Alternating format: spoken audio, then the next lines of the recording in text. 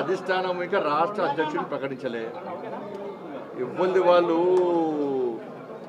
చంద్రబాబు నాయుడు గారు ప్రకటించరు, ఇంకోరు ఆయన ప్రకటించరు, ఈయన చెప్తే వచ్చిందంటే కాదు. రాష్ట్ర అధ్యక్షుడిని అధిష్టానము అందరికీ నామినేషన్ చేస్తారు. నామినేషన్ అయితే ఎవరిని అధ్యక్షుడు ఉండాలో అధిష్టానం నిర్ణయిస్తుంది. అందరు అభిప్రాయాలు తీసుకొని అధిష్టానం నిర్ణయిస్తుంది. అధిష్టానం తీసుకుంటున్నాక అందరు కట్టుబడి ఉంటాం. Bharatiya Janata party ప్రజాస్వామ్యబద్ధమైన party. ఒకటే నామినేషన్ వేయాలి, రెండే నామినేషన్ అని చెప్పారు. నామినేషన్ ఓపెన్గా ఉన్నాయి, నామినేషన్ ఎవరైనా వేసుకోవచ్చు. మరి అధిష్టానము అన్ని ఆలోచించి నిర్ణయించుకుంటామని దానికి కట్టుబడి ఉండాల్సిన బాధ్యత కమిట్మెంట్తో పనిచేసే ప్రతి భారతీయ జనతా పార్టీ కార్యకర్తకు ఉంటుంది. ఎవరికి ఇచ్చారు? ఎవరు అధ్యక్షుడు? ఎవరు ఇంకా కాలే కదా. రామచంద్ర అవుతారు అనేది వార్తలు వస్తున్నాయి, ఇందులో వాస్తవం లేదా?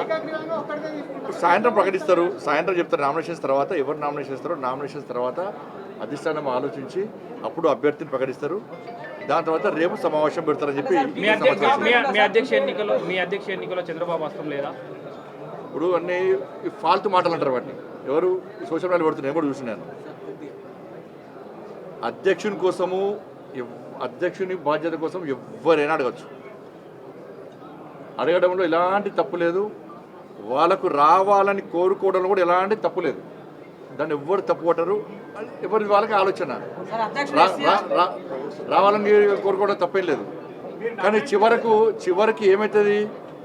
చివరకు అధిష్టానం నిర్ణయించిన వ్యక్తికి, అధిష్టానం ఆలోచించిన వ్యక్తికి, ఎందుకంటే అధిష్టానం అన్నీ ఆలోచిస్తుంది, దేని ద్వారా పార్టీకి లబ్ధి పొందుతుంది. అట్లా ఒక అభ్యర్థిని ప్రకటించిన మాత్రాన మిగతా వాళ్ళు డమ్మి, మిగతా వాళ్ళతో ఏం కాదు కాబట్టి ఎవరితో ఏ పని అవుతుంది, ఎవరికి ఏ బాధ్యత తప్ప చెప్పాలనో అధిష్టానం నిర్ణయిస్తుంది. ఈ భారతీయ జనతా పార్టీ ఈ మధ్య కొత్తగా స్టార్ట్ అయింది. నాకు ఈ మధ్య కొత్తగా స్టార్ట్ అయింది.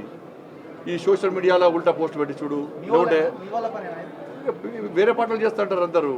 చంద్రబాబు నాయుడు గారు లేకుంటే ఇంకో నాయకుడు చెప్తే అధ్యక్షుని పెట్టేటటువంటి పార్టీ భారతీయ జనతా పార్టీ కాదు. భారతీయ జనతా పార్టీ దేశంలో అధికారంలో పార్టీ, అనేక రాష్ట్రాల్లో అధికారంలో పార్టీ, ప్రపంచంలో అత్యధిక సభ్యత్వం ఉన్న పార్టీ భారతీయ జనతా పార్టీ. నమ్మిన సిద్ధాంతం కోసం పనిచేసే కట్టర్ కార్యకర్తల పార్టీ భారతీయ జనతా పార్టీ.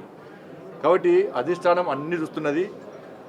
ఎవరైతే పార్టీకి వ్యతిరేకంగా వివరిస్తారో ఎవరైనా ఇప్పుడు పెట్టలే సోషల్ మీడియా ద్వారా కానీ ఇతరత్ర వాళ్ళకున్న మీడియా సాధనాల ద్వారా కానీ పార్టీకి వ్యతిరేకంగా, పార్టీ అధిష్టానం నిర్ణయించిన అభ్యర్థికి వ్యతిరేకంగా ఎక్కడ ఏం చేసినా కూడా పార్టీ చాలా సీరియస్గా వివరిస్తుంది. బండి సంజయ్ ఉంటేనే పార్టీ, బండి సంజయ్ లేకుంటే పార్టీ లేదంటే మూర్ఖత్వం అవుతుంది. ఎవరు లేకుండా పార్టీ నడుస్తుంది. నరేంద్ర మోడీ గారి నాయకత్వంలో, జేపీ నడ్డా గారి యొక్క నేతృత్వంలో పార్టీ తెలంగాణ రాష్ట్రంలో ఎట్టి బస్సులో రాబోయే రోజుల్లో అధికారం రాబోతున్నది. కట్టర్ కార్యకర్తలందరూ కూడా పార్టీ అధిష్టాన నిర్ణయానికి కట్టుబడి ఉంటారు. వీళ్ళు డమ్మి, వాళ్ళు డమ్మి, వీళ్ళు డమ్మి అని చెప్తే ఎవడో పెట్టినంత మాత్రాన ఇవాళ చూస్తున్నాను. ఎవరు బీఆర్ఎస్ వాళ్ళు పెట్టారు.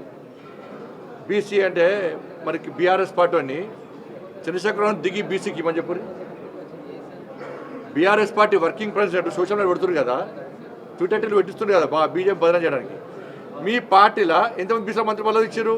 బీసీలు లేకుండా ఇచ్చారు. మీరు దళితులు ముఖ్యమంత్రి చేస్తాను మీ అయ్యా సిగ్గు లేకుండా ముక్కు నరుకుంటా, మూతి నరుకుంటా, తల నరుకుంటా, ఇది నరుకుంటా, కింద మీద నరుకుంటా అన్నాడు. ఏమైంది మరి? దళితులు ముఖ్యమంత్రి ఎందుకు చెప్పరాదు? మీ పార్టీ అధ్యక్షుడు బీసీ ఎందుకు ఇస్తలేరు? మీ అయ్యని చెప్పాను. మేము బాధ్యత అయిపోయినాం.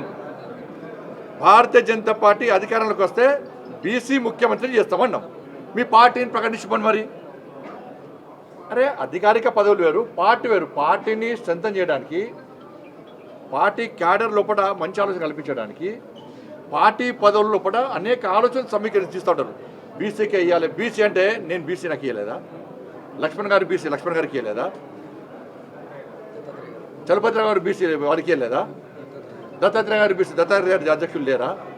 బంగారు లక్ష్మణ్ గారు ఎస్సీ వారు లేరా? మరి ఏడవైనాయి?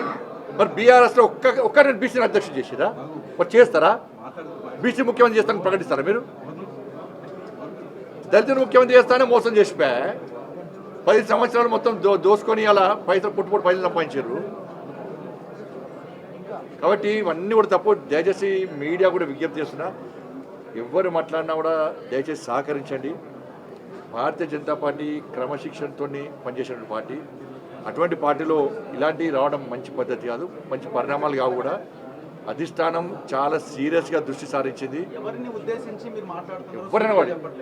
కూడా నేను మాట్లాడినా, మీరు మాట్లాడినా, ఎవరు మాట్లాడినా కూడా అది తప్పు అంటున్నా. ఎవరు మాట్లాడి ఇప్పటివరకు మాట్లాడదని మాత్రమే కోరుకుంటున్నాను.